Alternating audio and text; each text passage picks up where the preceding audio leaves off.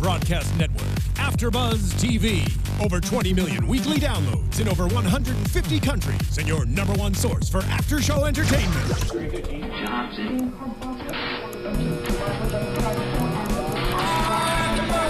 AfterBuzz TV, the destination for TV superfans, producing after-shows for over 300 of your favorite TV shows, interviewing celebrities and showrunners, and bringing you behind-the-scenes exclusives. All thanks to E! Entertainment's Maria Menounos, producer Kevin Undergaro, and internet leader Akamai.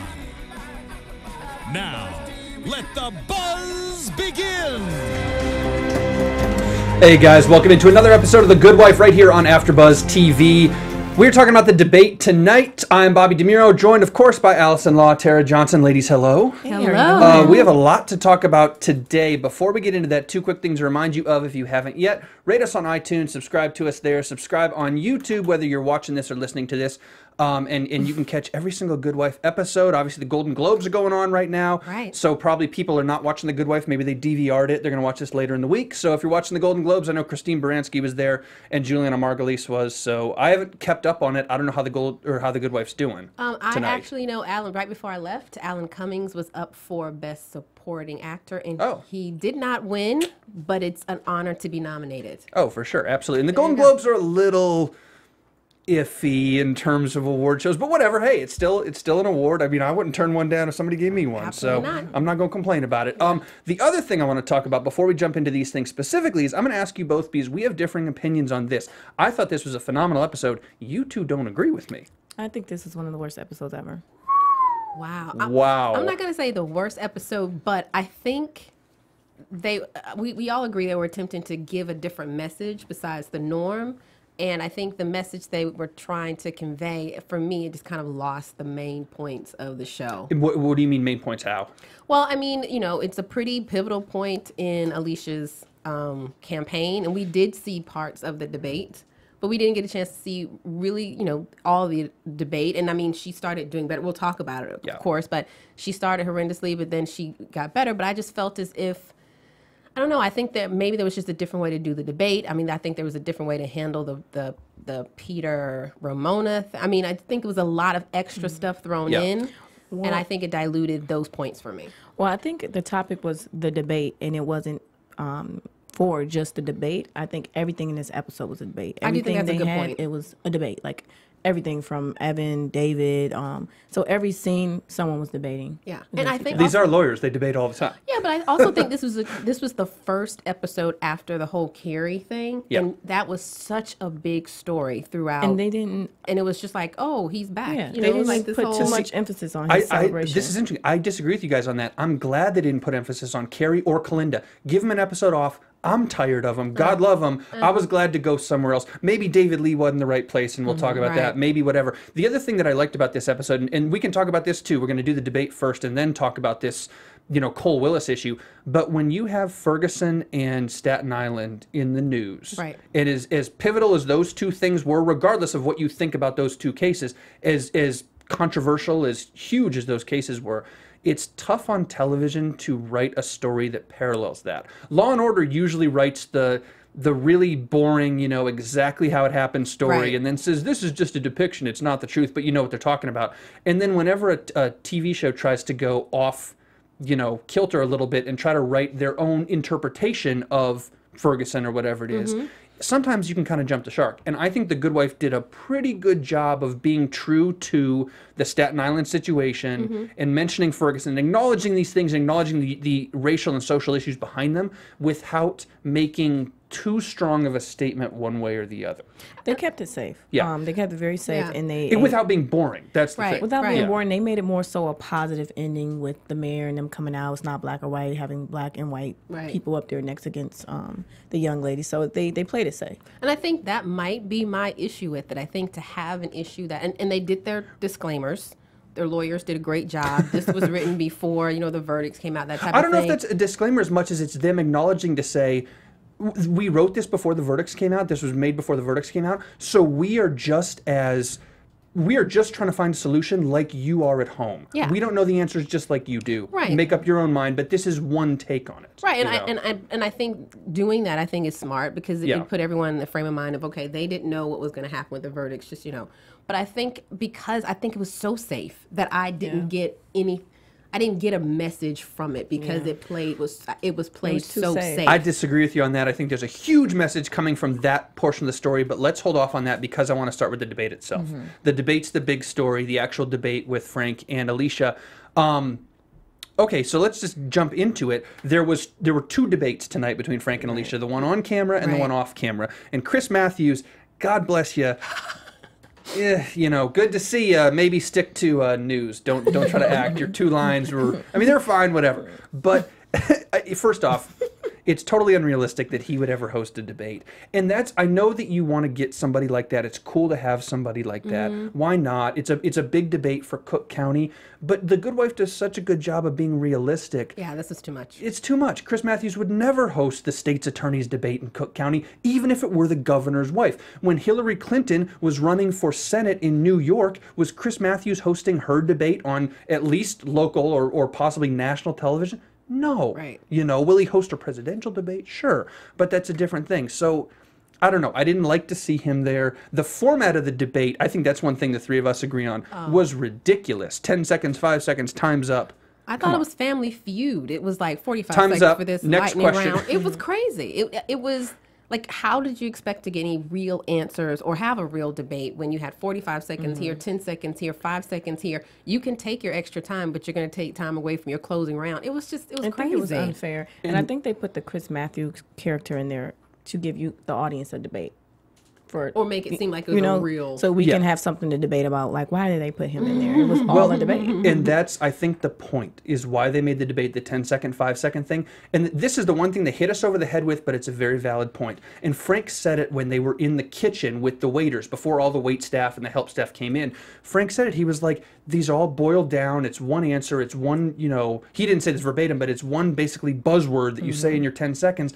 But life is more complicated than that. Right. And in the culture we live in today, you have 24-hour news networks, you have all these television debates, you have politicians on Twitter, and everybody wants to talk about one or two things. Politicians will get up and say, I believe in our children and education and being tough on crime. Well, who the hell doesn't? Like, you can't say a buzzword for 10 seconds and expect that that's going to solve everything. And showing the debate in this format, which was a little ridiculous, 5-second answer. A lot ridiculous. But showing the debate in this format, I would hope lets viewers question our politicians even more than you hopefully already are, to say, wait a minute, this whole process is messed up because these guys don't have the answers. And not only that, they're not given the time for the answers. We don't expect them to have the time for the answers, and we don't hold them accountable for having the answers because we just want them to be tough on crime and give our kids schools. Well, phenomenal. How do we actually do that in the real world? Well, I think Frank, I also think he summarized it when they were downstairs, and he said, this really doesn't matter. I think they both came to the realization that what they were up there saying really didn't matter. People have already decided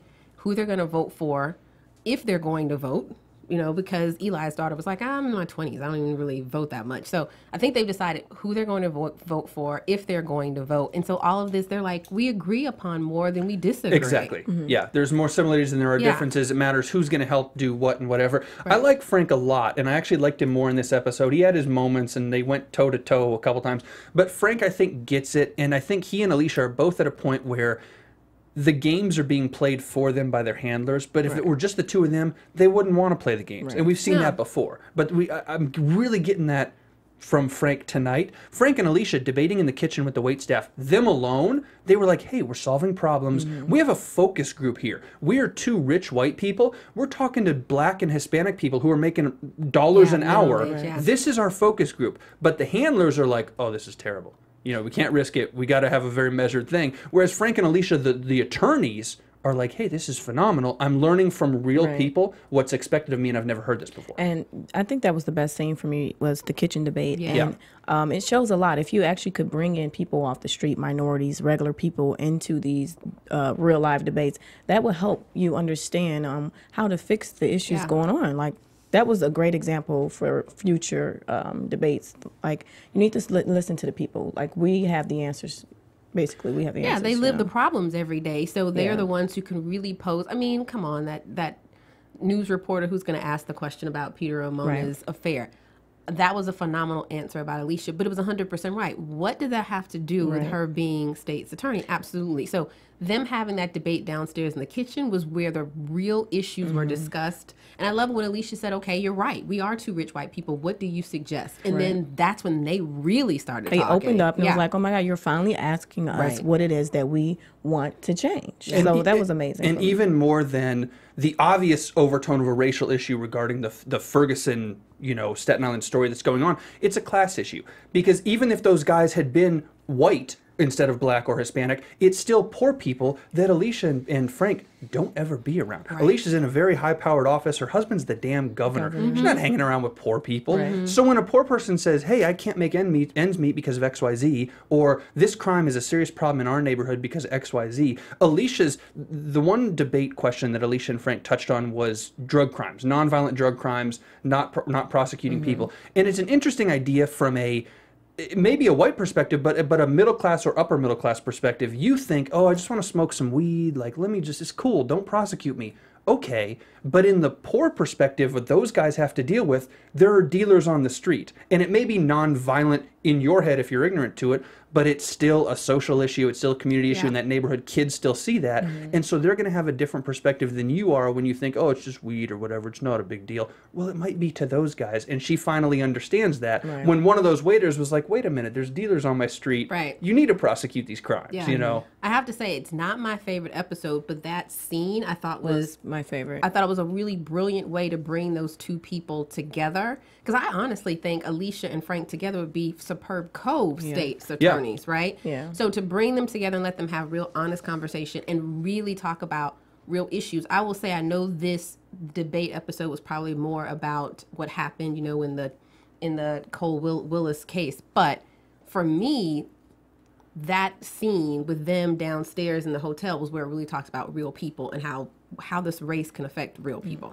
It was a good scene, but I think it kind of affected Frank. I don't think it went well for him as far as him getting his points and remaining. I don't think it helped him out at all. So, but from the perspective of politics, you're right, it didn't. But from the perspective of actually helping people, which I think Frank still has that in him, handlers aside, I think Frank and Alicia both might have walked away with that and said, oh crap. They learned from We learned something, yeah. We actually learned something today. This is really interesting. And I think Alicia, and we'll talk about the scene at the end later, but the scene at the end where she talks to Diane and says, I want to win, I'd make a good state's attorney. For her, and probably for Frank too, I take them at face value. They want to be a state's attorney because they really think now they can make a difference. A moment like that, they say, oh, I've learned something from these people. I want to help people like this. I haven't come out of my bubble, obviously, but I've, removed a little bit of it. And now I've seen people that I've never talked to before. I will say that even though Diane posed that question to Alicia at the end of the show, and she said, because I think I can be a better state's attorney, I don't think I've heard a really good reason for her running or Frank running. Because remember, Frank's people were convincing him to run when it was Alicia and Castro.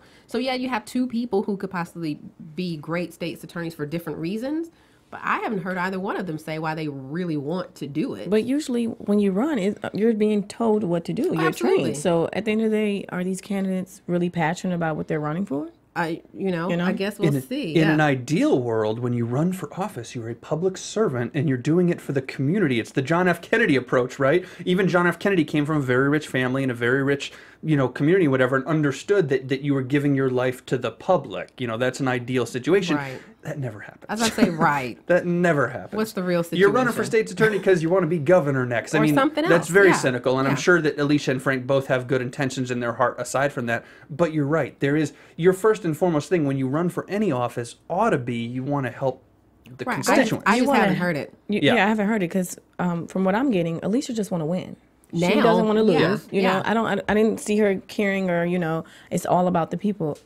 I want to win because I'm a lawyer and I never lose. And there's a new chip on her shoulder now. She already had Frank's chip. She already had Peter's chip. Now it's Carrie and Diane and the splinter that we just saw. And proving herself like, yes, I can be the state attorney and yes, I will win. Yeah. So I don't know. I don't think it's in her heart. I don't see it. It's just a game right now. I like that. All right. So I assume that we are on a consensus that as good as that debate was for both and as wholesome and I think as much knowledge as both of those people gained, Alicia and Frank, in the kitchen, if we had to pick a winner politically, Alicia won. She won the kitchen debate, but she did not win the public debate. Do you think she also won the public debate when Frank delayed it and Alicia went out for that photo op? I think that helped her out because it shows that he's nervous. Maybe he's scared. Well, why is he stalling? You know what I'm saying? I think she won the public debate, too. I think she won the public debate not when she was trying to get the tape off of her podium or trying to figure out why her pen didn't write, which I thought that was both, like, bogus crap. Just you know, prick your finger and write it in blood. Yeah, man. I mean, I was just like, you're not going to tell me someone, all those people on the 70 volunteers that you have for you, no one went out there to make sure the pen or had could write or had backups. But I do think she won the public debate only because the fact that I'm not going to say she attacked that news reporter, but she gave a really honest answer when he came. And I think for a lot of people, male, female, black, white, whatever, can relate to the fact that when she said we're real people and we bleed when you actually, attack us. Here's my only problem with that. I love the idea of that. It's very idealistic in a way, and she also dressed him down perfectly, and she also called out all this stupid media sensationalism, and not just sex scandals, but it's also news media reporting on the Kardashians. It's also CNN talking about the missing plane for weeks. Yeah. You know, that's news, but it's not news for weeks. There's a lot of problems with journalism. Here's the issue. They wouldn't do any of that stuff, the media, if we didn't consume it. Oh, if you didn't click on the things. So we can sit here and say, oh, Alicia's great, sex scandals, forget it. But then we still click on the damn articles, you know? And you could say, oh, I don't personally, but too many people do. But that scene showed the audience or her fans, whatever, that she can stand up for herself. Yeah. She can handle. So that gave me a different look at her. I was like, okay, you know how to hold it down. Okay. Yeah, you're not a doormat. You're not like sweeping it under the rug. And I think, and I hate to say for her using her daughter, but the fact that she was like, my daughter's in the audience. Yeah. So at least if you can't respect me, respect my kid. But I think it would have been a different approach if she didn't see her daughter in the audience. Oh yeah, I think you're right. You also can't. That's another thing. Like when politicians say, "Oh, you know, I want an education for the kids. I love the kids." You can't argue with that. When you invoke your own family, it's like, "Well, my daughter's here. Well, what's the reporter supposed to do? Not to defend him, but how does he come back with, "Well, your daughter deserves to hear this." Anything he says sounds awful. Well, he was still a jerk. He's though. still Oh, a for jerk, sure. yeah. For sure. I thought Chris Matthews was going to say like, "Hey, you lose, brother." Yeah. And Frank tried to come back and gain some points too by saying And he fed off her what she gave to get points, which was kind of a sorry move, but it was cute. you know, you got to do what you got to do. And here's the thing, and journalists understand this, having done journalism on some levels myself, believe it or not, folks. What are those when stories, you Bobby? print, Right, I'm confused. when you print, I'll show you some stuff. Because I'm a trained When you journalist. print so- ink by the barrel, as the media does, you've heard the phrase, don't fight with anybody who prints ink by the barrel, obviously, but journalists are also easy punching bags because everybody hates them, you know? Yeah. Look at Pew Research surveys that have done of what people think of journalism in this country, of news organizations in this country. People hate them, you know? They have a very low reputation in this country. So it's easy to pile on. It's easy for Alicia to do that. It's easy for Frank to pile on. It's easy for them both to gain points. And then the person at home watching goes, yeah, screw that newspaper. They're both real people. It's like, okay, great. Well, journalists has to earn respect in the industry. Yeah. So, But I think this guy, regardless of whether he asked Alicia that question or not, was going to publish that story. Oh, for sure. Absolutely. He's going to print that story. So it would have taken absolutely nothing away from him not to ask that question at the debate. it was a smart move. As a journalist, I think in his position, him asking that question was good. That's his job. He's trying to get what he needs to get. But at the end of the day, I don't think it was appropriate. Yeah, I don't think it was appropriate. Especially in light not only of the debate, but of the verdict coming in 15 minutes later. Yeah, He knew I that was think gonna if he happen. saw her out at another event or something, then it would have been appropriate. Yeah. But And right he was then gonna- and he there, was it gonna- was selfish of him. He was printing it, and he was trying to get his name Yeah. in the headlines for their debate. That's what that question Now, was here's about an to interesting me. thing about her response, and I'll be interested to hear your two perspectives as a woman with this. Because Alicia invokes this at the end of the episode talking about sexism. If I were a man, I'm a woman, which we're going to talk about in a minute. Yeah. But let's talk about sexism and gender. Did Alicia come across tough, as a bitch, whiny? Because there is an issue here, and I'm not making this up. When women stand up in that public sphere, there are people, men and women, who will say, oh, she's just being a bitch. And that's a sexist response, but that happens, and you know that these political handlers are looking out for this. So did Alicia walk the line well enough to come across as tough and legitimate and measured, or did she cross that line at any point where people would say, what's she bitching about? I don't think she crossed it. I actually think she handled it with class, poise, and She was about her business. It really showed, like, I'm a professional woman. If I'm attacked and if something's wrong, I know how to handle it in a nice, classy way. I think she handled it quite well. I thought she handled it great. I don't think that she, in my opinion, crossed the line in order to be considered wimpy or a bitch or anything like that. But I also will say that in certain circles, it doesn't matter what she does. Yeah. She's going to be classified and labeled as that regardless. Because she's a woman. Because she's a woman. Now, the other thing about this debate, and of course I'll take you guys back to a time in 2008, I don't know if you remember, it was a wonderful year. Our friend Barack Why was it a wonderful year? Friend Barack Obama became president. The reason I mention that is his opponent in that presidential election, John McCain, still alive, shockingly. Good for John. He's about 110. I have no comment. He's an old guy. He was an old guy when he ran in 08. He's still alive now. He's doing fine. Great, John. The reason I mentioned John is Frank Brady pulled a John McCain. Do you guys remember when the economy crashed in 08? During that presidential campaign, John McCain was like, oh, we got to call off the campaigning. We got to help the country. And Barack Obama was like, no, bro, we're not going to do that. Right. And Obama killed him. And that was what people consider now maybe one of the turning points. Obama, I think, still would have won anyways. But that was a big turning point in the McCain, or in the campaign, where people looked at McCain and said, dude, when you're president, you got to do 9 things at once. Right. You can't just call off one thing. That was a huge deal. Is this Brady's turning point, trying to delay the debate? Even in light of what's going on, will people look at Brady and say, you can't get a do-over, you have to do it? Well, this is how I looked at it. I noticed Brady always loves to feed off of something. Feed off Alicia response. Feed off of what's going on. Now, it could have went A or B. He was smart to feed off of the riot, or he's stalling. He's coming off scared or a punk or a wimp or a little bitch. You know what I'm saying? But by me watching it, it came off to me like, that was a smart move, but what are you hiding?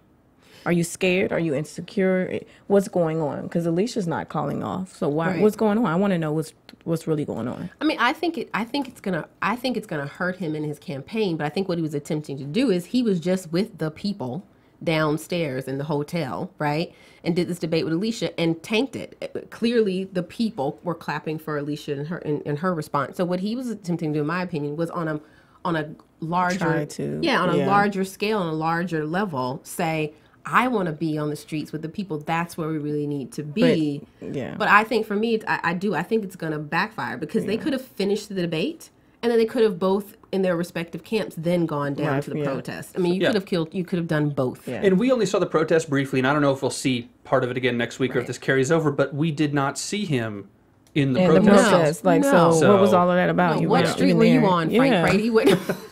And where were you? Yeah. So. And speaking of that protest here, before we actually go to the protest itself, I guess one last point on this with the debate, and I'm curious about this with you two, and this is total speculation, obviously, but I don't know, I'm not a political survey guy. How many people would vote for Hillary Clinton should she run for president?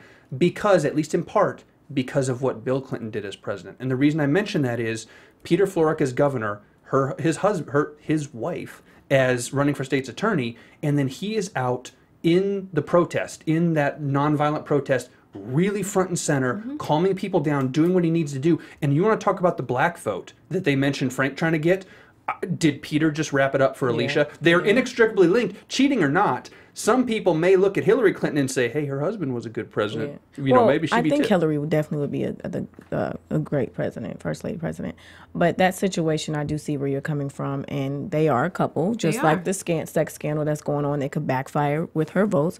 But, I mean, he's smooth. He's a smooth daddy. He is. From him cheating, from him being a governor. Except he keeps getting caught cheating. Yeah, but Peter's good. But he fixes it. He I don't know if it's Peter who's fixing it or Eli who's fixing it. No, Eli couldn't fix that last scene when Ramona came out the car crying. So you know. And I think you're right. I mean, even though they have their arrangement where they are both living their separate lives, but they're still a couple in the public. Yeah, they feed off each other. If she becomes a great SA, it's going to help him in the governor's office and vice versa. There's just no way to separate it. Yeah. Because, I mean, she was standing there, first scene of the pilot. She was standing there next to her husband as he's being disgraced, but they are a couple. Right. People are going to remember that from now on. They are together. Yep. And as someone voting, they'll be like, whatever's going on between them, this sex scandal, they're still holding it together and taking care of business and, taking care of what they have to do. So that's my vote right there. It is time for us to transition to the street. And while I do that, 2 things, again, reminding you guys about iTunes and YouTube. Subscribe. Do it already. What are you doing? Just hit subscribe. And number 2, and actually this is just kind of funny, but I'm serious. So many things went down today. I feel like I wrote down half of it. So if we did miss something, or if we do end up missing something important, comment on YouTube or tweet us or something. I know people do that from time to time. We'll miss a scene. And I love it, so too. do it. Because you guys have to understand, we watch this live like you guys do, and we just like scribbling down stuff and watching, and like we don't, it's not like we watch it 4 times. Right. We only get to watch it for 45 minutes. So if we miss something, let us know. Let's talk about the street now and the Cole Willis case. We saw the, home video of him, being confronted by the police officers. The police officers get found not guilty. Everything kind of happens the way, more or less, some of the way that Ferguson went down and Staten Island went down. And then we see this religious meeting with these pastors, and Peter trying to deflect that, and obviously it's inextricably linked to the debate. But how do you, first off, I guess regarding the debate in this verdict, when the verdict comes back as quickly as it came back, the whole question about whether or not there's going to be a riot, the debate gets delayed in the first place, which is ridiculous, and then everybody has to immediately make a presumption and make kind of a judgment call immediately about these officers being found guilty or not, in light of what's going on outside and in light of the election. Did Peter do enough with that whole police situation while Alicia was debating with the mayor's chief of staff playing hardball? Did he do enough? Did Eli do enough? Or is that going to backfire on them? I think he did I think he did enough. I think he stepped in because the mayor just was going to, I think it was a bigger mistake to have this type of verdict come down in Cook County, Chicago, whatever, and not to have your mayor there and present to speak. And the governor, and then if the governor just lets it slide too, what is that saying to the people of the city? So if the mayor's not there, Peter's like, I have to step up, because what's not going to happen, I'm not going to let you slide and be in New Hampshire doing whatever you need to do, and then it all fall back on me. So he had to protect himself. He had to try to talk to the preachers and the politicians, whomever could be in control, and try to control the issue, because there was no one there else in power that you would really think would be there up in front and center. So he had to step in. Him not stepping in, I think, would have been a bigger issue. Right. Remember Rudy Giuliani on 9/11. Absolutely. Because they mentioned Giuliani moment. This is your Giuliani moment. Rudy Giuliani in New York, I am not a New Yorker, but from what I understand, before 9/11 had an interesting personal life. I lived in New York at the time. He was not a popular mayor. No, he and was not. 9/11 happened. And when a huge tragedy like that happens, just showing strength is pretty easy to get a bounce. Remember the bounce George Bush got just after 9/11? Because it's tough to hate your leaders when everybody's going through something collectively. So Rudy Giuliani goes through that, has his Giuliani moment, and all of a sudden is running for president 3 years later or whatever. This could have been Peter, or could still be Peter Florrick's Giuliani moment. People see him with his corruption, see him with his issues, we'll say, with Ramona and others, but then they turn around and see him on the steps with Deirdre Willis, I assume, her, Cole Willis's wife, and say, that was strong. This is exactly what we need from this guy. Here's your next step, whatever that is. As I stated before, Peter is smooth. He's smart. He knows what he's doing. He does his job right. Regardless of what he's going through in his personal life, when it comes to professional, he takes care of his business. And I think it goes back to what Alicia said before to the news reporter. What does all of that have to do with the jobs that we are hired to do or elected to do? Ask Larry Craig a lot. But I do think him stepping out in front, being there, right, and not just being there, but being the first on the scene to be there, not waiting for the mayor, even though the mayor chief of staff was like, wait for him. Will that backfire on him? No. I know Chicago is a special city, but and the mayor's chief of staff seemed to be a great, powerful person, but they ain't no Eli. You know what I mean? I think Eli has like tricks and people, in corners. I don't think Eli is good. Peter is well protected. Eli is well connected. I don't think it's going to come back on them. I'll talk to you guys about that little Peter Eli riff in a second. But maybe for Peter this is a Giuliani moment. Maybe for the mayor of Chicago this is a Ray Nagin moment. The mayor in New Orleans when Hurricane Katrina happened, and Bush messed that up, but Nagin also messed that up real bad. Everybody there messed that up, but Nagin came across looking very badly after that. Okay, let's talk about Eli and Peter. Eli is unappreciated. Does it matter? It does matter. And I do think sometimes people step on Eli's toes, and he is underappreciated. So I can see where he's coming from, you know? Yeah, I'm feeling unappreciated comment to me really frightened me because it seemed, I mean, don't get me wrong, I mean, Eli tries to control everything and normally does and normally controls everything to the benefit of whomever he's attempting to control, whether it's Alicia's campaign or whether it's, you know, Peter's being governor and running his campaign too. So for him to be such a pivotal person and say, I feel unappreciated, but it didn't seem like he was just saying it to be spiteful or just throwing something out there. It seemed like he really felt, you're not listening to me on this really important issue with this Ramona chick. I don't feel I'm working my tail off to protect you and you're slapping me in my face. That was a pretty heavy statement for me, and I'm a little worried for Peter and his office as governor. Well, this is how I see it. No matter how controlling Eli can get, he works hard to protect the person he is, you know, working for. And it definitely didn't make no sense. At that time that's going on, you have this sex scandal out. Why are you seen in a car with this young lady? And then her side chick coming out crying with tears. So if you're seeing this lady get out the car crying with tears, but you have no relationship with her, people are taking pictures. People are videotaping this as it's going on. That shows they have something going on. This girl's getting out the car in her feelings and she's crying. Like, that was just stupid. And I see where Eli comes from. Peter is, he's smart, but that decision right there could F him up. Yeah, because I think everyone said before, a couple people, maybe Alicia, maybe Eli, I don't even know, but they said that Peter was supposed to break this off already. Yeah. So it should have never started. It should have never started, but if it did, okay, he was supposed to break it off already. Why now do you have to break it off? In public, at the demonstration. At a riot. Yeah. At the riot. Eli said, well, hang on now. Let's not call it a riot because it was a nonviolent, peaceful demonstration. At the protest. They were scared it was going to become a riot. Yeah. But why at that moment was it necessary for you to have Pastor Isaiah get out of the van and then have Ramona get in the van? Because we all thought initially they were in there making out. And why couldn't she get in with the pastor? And it would have been like, okay, nothing's going on. The pastor's in there. Like, it was messy. And it was messy. And side chick rule number 1, you don't cry. You don't cry. You know your role, first of all, and you suck it up like, okay, and keep it going. Like, could you guys define side chick for me? And I think a portion of our audience who does not know what really a side chick is. This is what a side chick is. There you go, Allison. Break it down. Let me tell you what a side chick is. A side chick is a flat out, disrespectful, has no moral standards, HOE, okay? She knows he's married. She knows everything about it, and she's going along with trying to be a homewrecker. She's trying to get where Alicia is, and she wants to fill Alicia's shoes, but unfortunately, she didn't succeed at it. And one thing I don't have respect for side chicks is because they're homewreckers. Like, why try to break up a happy home? Right. And then one thing about it, females love to get in their feelings. Like, that wasn't a good time because she's emotional and she's crying, and you don't know what she would drive her to go do next. It's true. You know? It's true. I love, side note on the side chicks, I love how you say females and not like women or girls. Oh, no. Females. Females. Period. Okay. Females. All right. Eli, one last point for me on Eli. I think you guys are both right about him, and we'll move on from that. But the underappreciated comment, Eli loves drama. He lives in drama. He knows everybody. He just swims in drama. There is one thing Eli doesn't do. Create drama for and about himself. Right. And today he planted that seed. It's never about Eli. It's the game. It's playing the politics game. It's solving other people's dramas. It's living in other people's dramas. Today it became a little bit about him. And if he pursues that, no matter what the end is, if he leaves Peter, whatever, we can predict it later.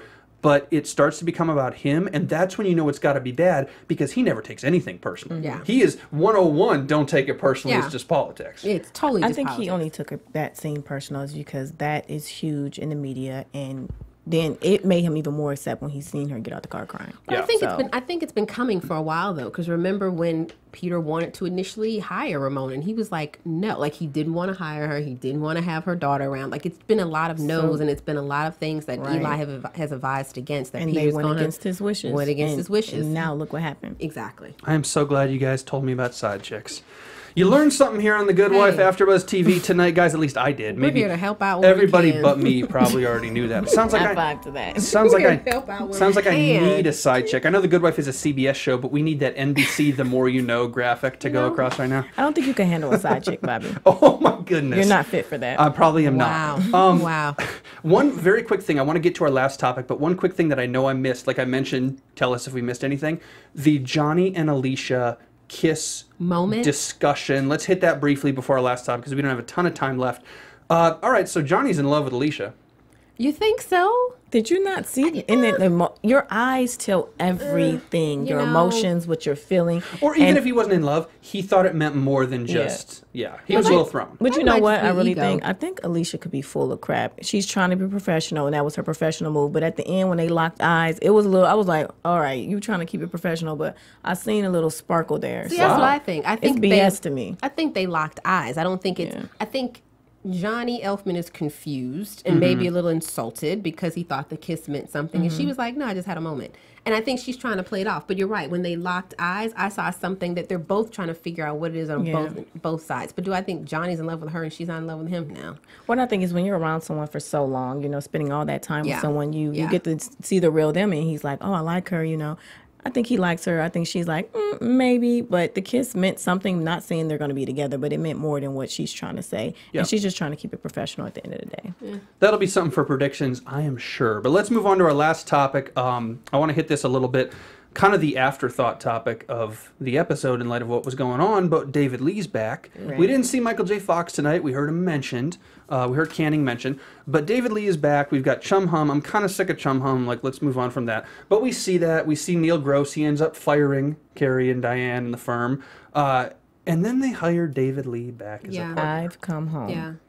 Huge mistake, or you got to keep your enemies closer than your friends? You got to keep your enemies closer than your friends. Yeah, I think it was a smart move given where they were in the case. But there's just no way possible they could have made that big of a move without it even giving Alicia a text message. Yeah, I think that was disrespectful on behalf of her name is, you know, on the firm. So that was disrespectful. I don't know if that's going to cause some type of drama later on in the future. But at the end of the day, he has nothing else. Yeah. Why not? Yeah, he was in a bad position too. I mean, David Lee. Yeah. David wanted to be. I mean, you know, he was waiting for the offer. I'm sure that might be one of the reasons he played such hardball with this case anyway. David has been wanting to come back, but he will never be the guy to come to you. Yeah, you got to come to him. Yeah, his ego, his pride. And he enjoys it too much. The laughing when they offer him. He would have said yes immediately if he wasn't, you know, a sociopath. You know, that laugh was like, oh, finally everything's stress is finally gone. They finally asked me. You know, it was a cover up. Totally. Yeah. Absolutely. So now, not to get too prediction-y, but does Alicia join Canning if she doesn't win state's attorney? You know what? No, I don't think she'll ever do that. But I am worried that if she does not win, which I have predicted she will not win, there's going to be real rift between she and Carrie and Diane. My homeboy Finn Polmar's got a law firm. That's cute. Yeah, I'm holding that for my prediction. I don't know. That's cute. It's cute. For my prediction. But at the end of the day, that's disrespectful. They shouldn't have handled it like that at all. Even though I get where Diane was kind of like, wait a minute, aren't you running for state attorney? So why would we call you and disrupt you and all of that? But at the end of the day, a text or something like, hey, we're thinking about bringing David back. Something. I mean, she's running for state's attorney. You're right. So if she's given up all her cases and she's given up her law practice, that would be like an official break, right? Her name would no longer be in the door. She wouldn't be coming to that office every day. So clearly that hasn't happened. So she's still a part of this firm. Especially considering how much she just helped them with David Lee with the Evans situation. Yeah. So she's still a pivotal part of this firm, right? And so for them to make even some kind of move, I mean, they were calling her last week when the whole thing happened with Carrie, and she was while she was in the middle of practicing for the debate. So I mean, they always call her. This time they just decided we're not going to call, and we have to make our own move. I felt like that was a power play, or even kind of an anger thing because maybe they thought she should have been there the entire time. I get at least she can't have it all. She can't be state's attorney and still be named partner in this firm, but there needs to be a clean break, and everybody needs to understand when that break happens. But that goes to show, is Diana trying to take over and control? No, that's what I was just going to say. I think Diane and Carrie are definitely on Alicia's side in every way, except for that very end thing about why are you running for state's attorney. There's the rift. But I think Diane and Carrie really legitimately love Alicia, considering all she did for Carrie. Course. Yeah. But I think at the very least, they should have... Well, she helped him out in his situation. They should have taken at least and told her what was going on. Not wait for her decision because she was busy, but at least text or email her and say, something happened. David Lee's back. We'll tell you later. Or we're thinking of bringing him back or something for her. Out of respect. Yeah, for her to walk in and have David Lee sizing up her office. Exactly. Come on now. Like, I want this office if I come back. No, calm down. For him to have to tell her, that's completely, come on. What is that saying about their firm? Exactly. Now, last topic on this third topic here, and this is important because this was a big thing. Alicia invoking sexism in that very last conversation. I'm with you. Totally disagree with So it. weak. Diane, It was so weak. if you want to talk about powerful women, Diane is a powerful She woman. is. Different than Alicia. But Alicia's thing about, if I were a man, it'd be different. Maybe if it was all men and Alicia, but Diane goes through the same crap you go through. I wasn't buying it. That just was I don't know that what was that a was. pathetic move. Yeah. Like, are you in your emotions? What's going on? Like, Yeah. I don't know, but it just showed that she really should not be running for the state attorney if you're going to use that. I just thought it was just for all that they've been through, she and Carrie, she and Diane, the three of them together, to come and throw that and say, if I was a man, I would To say your that. friends? What is that? It meant nothing. Like, Your there was business nothing partners? that had happened between, like, any kind of Yeah. male-female issue at If all. anybody knows how good of an attorney, how capable of an attorney you are, it's these two Yeah. people. Yeah. You So know? I think she had a weak moment. She was stressed out about everything that's going on. been a long and day. It's just been a build-up. Yeah. I don't know, writers. I'm sorry. I mean, I'm normally with you, but I don't know what Yeah. happened in the writers' room. And not this only time. that, Like, and, I'm not sure. and not to make too broad a point on the this writers' and room. tie it to like social issues, because you can't tie everything to social issues, even if you want to. This episode was all about social issues, racial issues, class issues, socioeconomic, blah, blah, blah, blah, blah. And then at the end, you throw on this kind of tacky gender issue. Yeah. Oh, if I was a man, yes, men and women are treated differently in those workplaces, and high power women in those jobs, I'm sure, are viewed very differently than men and not for their benefit, and that needs to change. I mean, that's something in culture that has to change. But the way for them to broach the subject today was kind of like, it was an afterthought. It was a throw on the top. It was like, hey, we got enough. You didn't need to do that. Yeah, not a good and you argument. could have showed her feeling deflated, feeling apart from them. You could have emphasized the rift between them without tacking on the gender comment. You Yeah. could have just tacked on the state's attorney issue. Or it could just simply be, I'm a named partner in this firm. We've been in this together. Yeah. A third of this should be Say my how decision. you really right. feel This is instead the of real trying to issue. throw in an excuse. And then cut right to Diane saying, why are you running for state's attorney? That's Yes. it. Take those 4 lines That away was about stupid. gender. Absolutely. I was totally dumb. agree with you guys. All right, hey, let's get to predictions. All right, dear. And now, your AfterBuzz TV predictions. We got a couple minutes left. I wanted to like rush through all that stuff. Obviously, we could talk about that more. But there's a lot of predictions we could do today. We could each make like Yeah. 7. We don't have that much time. But what do you guys think? Who wants to go first? Well, I'll go first because my prediction actually comes from my She did not even let me get the question. I'm like, because I don't want to forget the person's name. So this week on YouTube, as we say, we love to talk to people Yeah. who are giving, responses. I was actually talking to a viewer, Amelia Craig. I want to give a shout out to her. She gave me Hold on. Don't say their names, because from now on, I'm going to take their predictions and make them mine. Oh, okay. So See, don't I- even mention, I'm just saved going to you. plagiarize. I saved you, Amelia. Let me let you know. So she gave me some inside information that I did not know. I'm not a Downton Abbey fan, but it seems as if Finn has been on Downton Abbey and she feels he may become a regular. So my prediction is Finn will be leaving and the Alicia Johnny Elfman romance, whatever they got going on, the eye locking, will heat up. Wow. That's phenomenal. Thank you, Amelia. So Good Wife is going to lose a ton of people if Kalinda's leaving too. You know, All right. I mean, but that's Finn speculation, obviously. that's a Finn speculation. But interesting. Okay. well, from this episode, as I stated, it was not my favorite.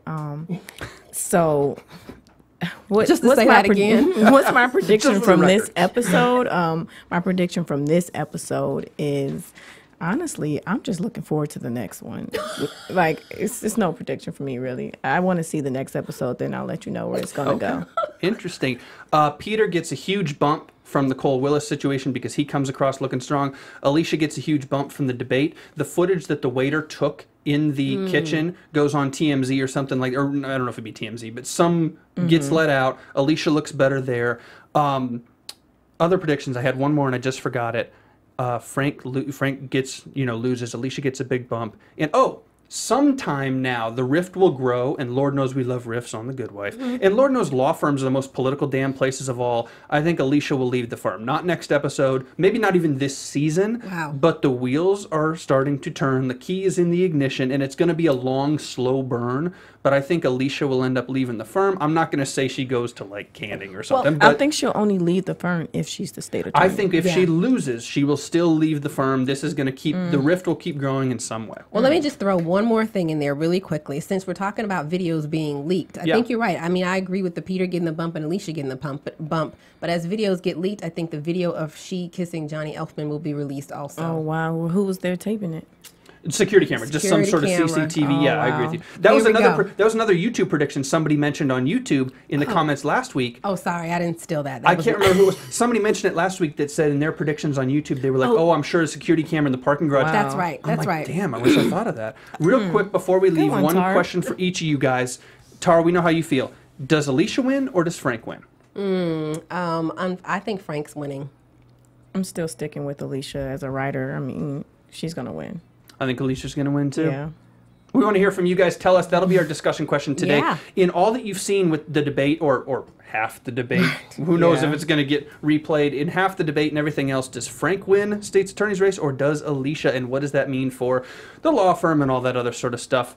That's it on the show today, guys. That's it. So, hey, awesome if you're watching on YouTube, keep commenting. We love hearing from you guys. If you were on iTunes, rate us and do all that stuff. And if you're on Twitter, you can follow us. Yeah. Tara, where can they find you on Twitter? We're nice people. Speak to us. We're nice people. You can find me on Twitter. Bobby. That's true, actually. I'm terrible. You can find me on Twitter and Instagram at TJ Wagging Her Tail. And as always, you can find me at That's A Law on Instagram and Twitter, THATSALAW. It's the perfect name for the good wife. That's a law. I'm at Bobby DeMuro on Twitter. I don't really Instagram, so whatever. All right, hey. That's it this week on the show. We will be back. I believe next week we'll have a new episode of The Good Wife. If you guys watch the Golden Globes on Sunday night and you catch this stuff midweek, hello from Wednesday. Yeah. And we'll see you guys in another week on Sunday night right here on AfterBuzz. Good night. Night. Bye. From executive producers Maria Menounos, Kevin Undergaro, Phil Svitek, and the entire AfterBuzz TV staff, we would like to thank you for listening to the AfterBuzz TV network. To watch or listen to other after shows and post comments or questions, be sure to visit AfterBuzzTV.com. I'm Sir Richard Wentworth, and this has been a presentation of AfterBuzz TV. Buzz you later. The views expressed herein are those of the hosts only and do not necessarily reflect the views of AfterBuzz TV or its owners or principals.